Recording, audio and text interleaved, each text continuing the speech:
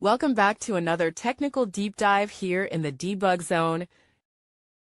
Today we're tackling a big question and breaking it down with insights from other users. Hopefully this clears up some misconceptions and helps you get the answer you need.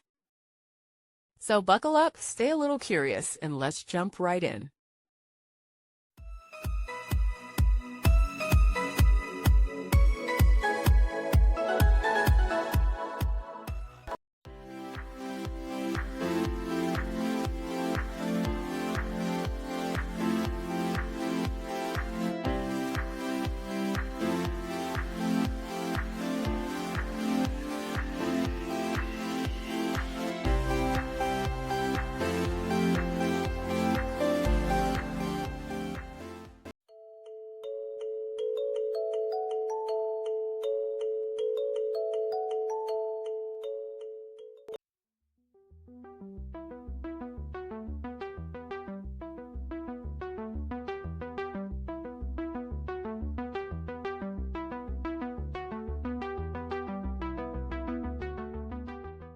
And that's a wrap.